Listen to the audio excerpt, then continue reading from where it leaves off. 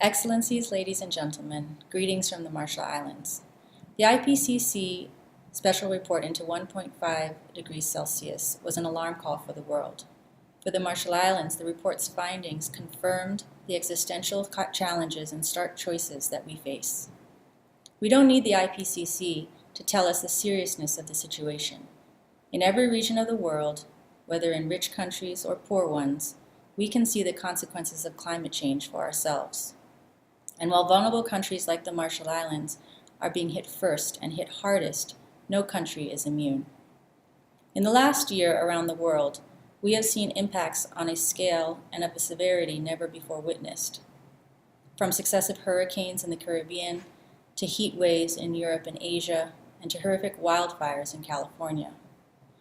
Super Typhoon Yutu, one of the most powerful tropical cyclones ever on record, tore through the homes and businesses of our Pacific brothers and sisters in the Commonwealth of the Northern Marianas Islands just last month. At home in the Marshall Islands, cyclones, inundations, and more frequent and severe droughts are now a constant in our lives. We are seeing the impacts on our oceans, including coral bleaching, and unpredictable changes to the migratory patterns of the fish that sustain us. For many years now, our people have been lighting the way forward in the face of these grim realities.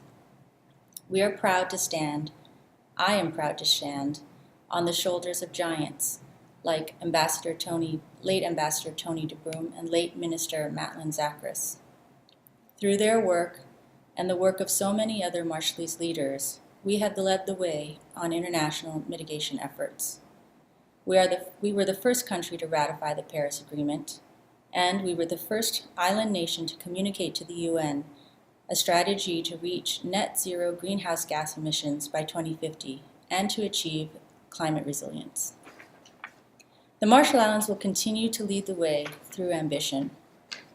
That is why President Heine has announced as part of this summit our commitment to producing a national adaptation plan in 2019 and to submitting an adaptation communication to the UNFCCC by 2020.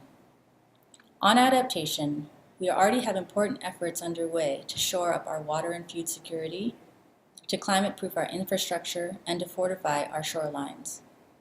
Communities throughout our islands are engaged in the culturally sensitive Reimanlak process to articulate threats and then to determine their own needs and priorities.